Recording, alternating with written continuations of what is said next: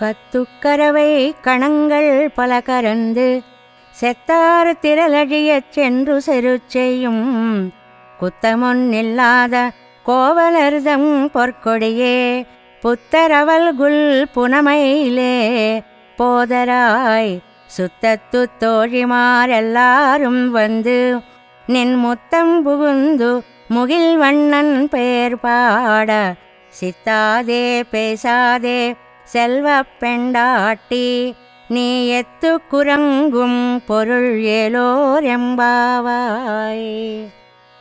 కులవతి, రూపవతి, గుణసతి అయినటువంటి గోపికని లేపుతున్నారు ఈనాటి పాసురంలో. ఈవిడ శ్రీకృష్ణుడే నన్ను పొందడానికి వ్రతం చెయ్యాలి అని నిర్భయంగా పడుకొని ఉన్న గోపిక. ఈవిడ వంశంలో పెద్దలు కర్మనిష్ట కలిగిన వాళ్ళు, తమ ధర్మం పశుపోషణమే అని నమ్మినవారు కూడా. ఈ గోపిక తన దివ్య మంగళ విగ్రహ సౌందర్యంతో అందరినీ ఆనందింపచేయగలిగిన గోపిక.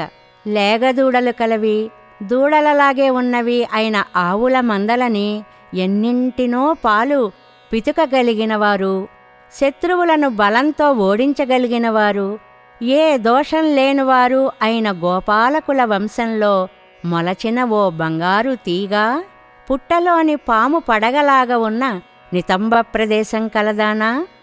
అడవిలోని నెమలివలే అందమైన కేశపాసం కలదానా? లేచి బయటికి రా తల్లి. చుట్టాలు చిలికెత్తెలు అంతా వచ్చేశారు, నీ ముంగిట్లో చేరారు. నీలమేఘశ్యాముడైన శ్రీకృష్ణుని నామాలు కీర్తిస్తున్నారు, వినబడడం లేదా? అయినా ఉలకకుండా పలకకుండా ఎలా ఉన్నావు తల్లి? ఓ సంపన్నురాలా, ఈ నిద్రకి అర్థమేమిటో చెప్పవమ్మా అని గోపికలు నిద్రలేపినట్లుగా ఆండాళ్ తల్లి ఈ భావాన్ని మనకి అందంగా అందించింది.